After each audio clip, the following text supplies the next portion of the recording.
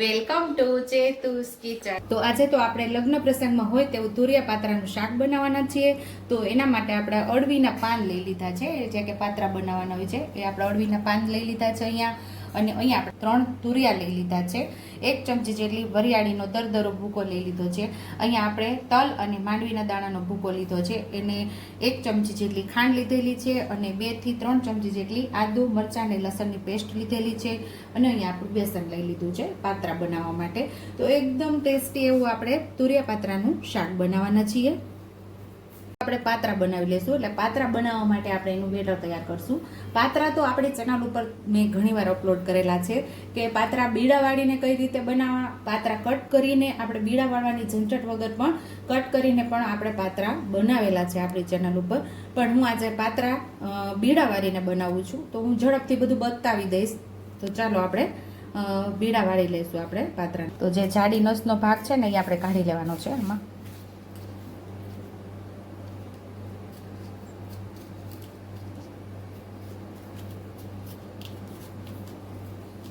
તો આ જાડો ભાગ હોય ને આપણે બધું કાઢી લેવાનો છે આવી રીતે। તો આવી રીતે કાઢી લેજો। તો આપણે અળવીના પાનની અંદરથી જે જાડી નસુનો ભાગ હતો એ આપણે કાઢી લીધો છે ને હવે આપણે બેટર તૈયાર કરી લઈશું। તો આને સાઈડ ઉપર અળવીના પાનને રાખી દઈશું। 5 ચમચી જેટલી હળદર ઉમેરશું, અડધી ચમચી જેટલું ધાણા જીરું પાવડર, અડધી ચમચી જેટલું આપણે લાલ મરચું પાવડર ઉમેરશું, સ્વાદ મુજબ આપણે મીઠું ઉમેરશું।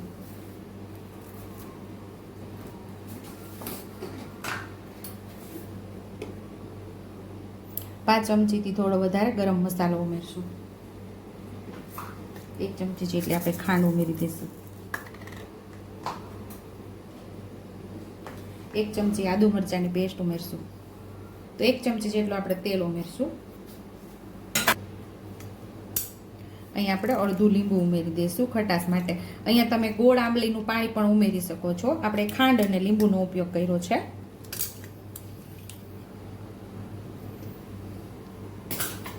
થોડું થોડું પાણી ઉમેરીને આપણે બેટર તૈયાર કરવાનું છે।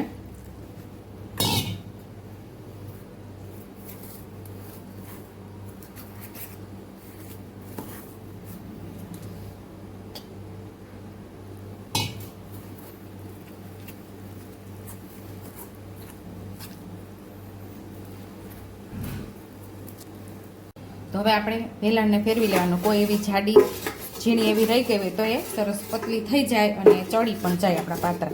તો વેલણ ફેરવી દેવાનું છે, જાડી આપણે નસ કાઢી અને આવી રીતે પાત્રા ઉપર આપણે વેલણને ફેરવી દેવાનું। તો બધા પાત્રામાં આપણે વેલણ ફેરવી દઈશું। જો બધી કૂણી જ નસો છે એટલે એકદમ સરસ થઈ જાય છે આવી રીતે। તો આપણું બેટર એકદમ રેડી છે, તો પાત્રામાં લગાવી લઈશું આપણે।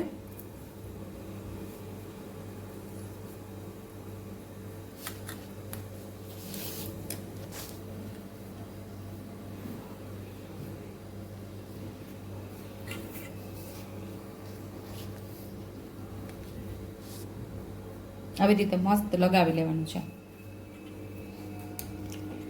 હાથેથી લગાવે તો મસ્ત ઝડપથી થઈ જાય છે, ચમચીથી કે લગાવે તો વાર લાગે, એટલે હું હાથેથી લગાવું છું એટલે ફટાફટ થઈ જાય। એક આ બાજુ એક આવી રીતે કરવાનું અને એક આવી રીતે, એવી રીતે બે કરી અને પાનને મેં બીડું વારી લીધું છે, એટલે કે બેમાં આપણે બેટર લગાવી લીધું છે। હવે આવી રીતે બીડા વારવાના છે, તો ઉપરથી પણ આપણે બેટર લગાવી દેવાનું છે અહીંયા પણ।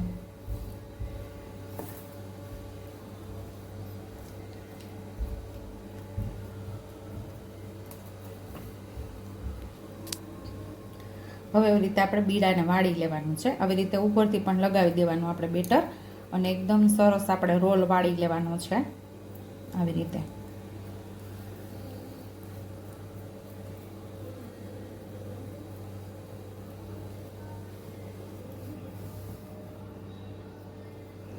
આવી રીતે લાસ્ટમાં આપણે ચોંટાડી દેવાનું, ચોંટી જશે મસ્ત એવું બેટર આપણે લગાવેલું હોય એટલે ચોંટી જાય સરસ।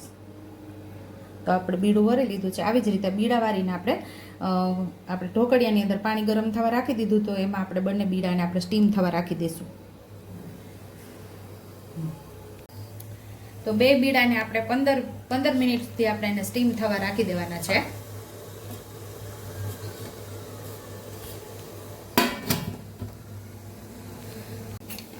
આપણા પાતરા સ્ટીમ થાય ત્યાં સુધીમાં આપણે તુરિયાને ચોલીને આપણે એનો તુરિયાના શાકનો વઘાર કરી લઈશું. તો તુરિયાને આવી રીતે આપણે ચોલી લઈશું.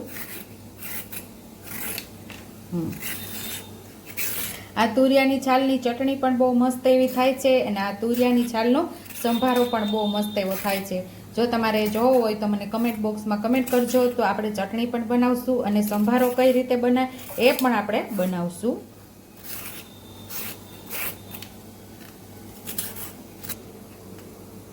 અહીં તુરિયાને આપણે 2-2 ઇંચના અંતરે કટિંગ કરવાના છે.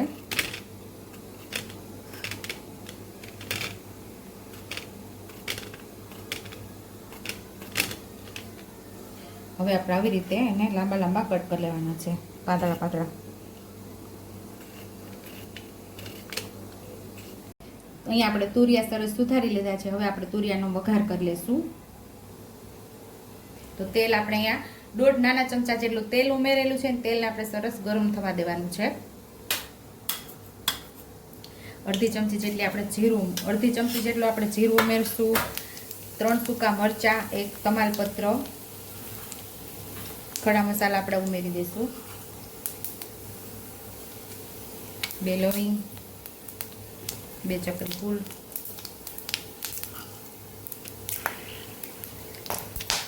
તુરિયાનો આપણે વઘાર કરી લઈશું.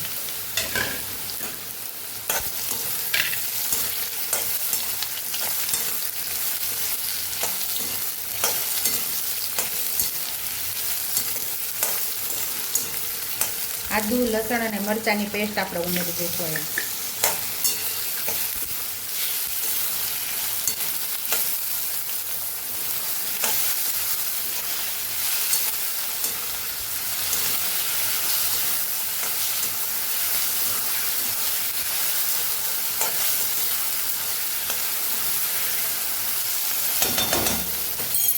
વરિયાળી પણ ઉમેરી દઈશું.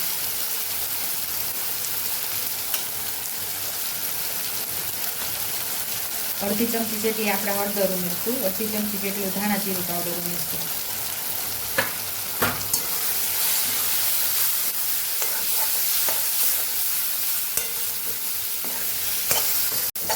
તો આપણા તેલમાં એકદમ મસ્ત એવા તુરિયા સતળાઈ ગયા છે. તેલ પણ સરસ એવું છૂટું પડી ગયું છે. ઉમેરી દઈશું. સ્વાદ મુજબ મીઠું ઉમેરીને અડધા ગ્લાસ જેટલું પાણી ઉમેરી દઈશું. પાકી જશે.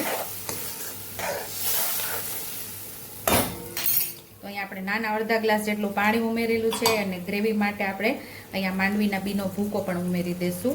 માંડવીના બીનો ભૂકો અને આની અંદર આપણે તલ પણ ઉમેરેલા છે. તો આનાથી આપણી ગ્રેવી મસ્ત એવી ઘટ થશે. ગેસ ધીમો રાખી ઢાંકણ ઢાંકીને આપણે તુરિયાને પકાવી લેવાના છે. ઢાંકીને આપણે પકાવી લઈશું.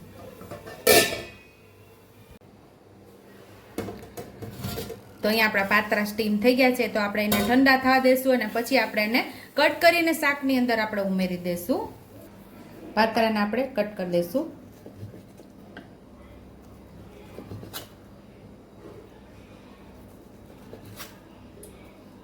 તો આવી રીતે પતલા પતલા આપણે કટ કરી લેવાના છે.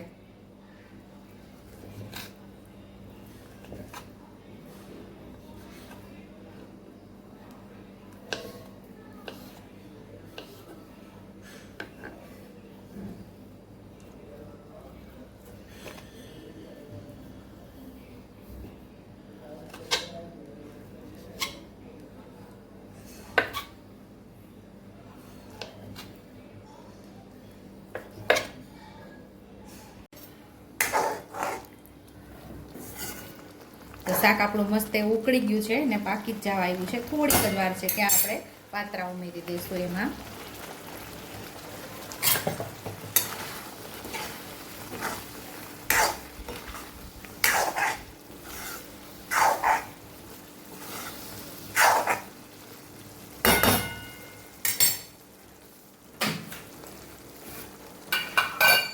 એક ચમચી જેટલી ખાંડ ઉમેરશું ગળપણ માટે. તમે ગળપણ ન ખાતા હોય તો ન ઉમેરો તો ચાલે.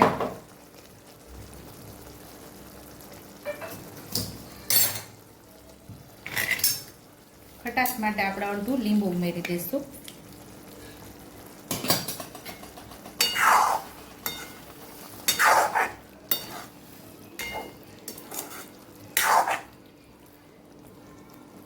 તો તૈયાર છે અહીંયા આપણા લગ્ન પ્રસંગમાં હોય તેવું સુરતી તુરિયા પાત્રાનું શાક. સર્વિંગ પ્લેટમાં હવે આપણાને સર્વ કરી લેશું. તો ટેસ્ટી એવું તુરિયા પાત્રાનું શાક તૈયાર છે. તો લીલા ધાણાથી થોડું આપણે ગાર્નિશ કરી દઈશું. જો તમને મારી રેસીપી પસંદ આવી હોય તો મારી રેસીપીને લાઈક કરજો, શેર કરજો, સબસ્ક્રાઇબ કરજો, બેલ આઇકોનને દબાવતા ભૂલતા નહીં અને કમેન્ટ બોક્સમાં કમેન્ટ કરજો કે મારી રેસીપી કેવી લાગી. તો આવજો.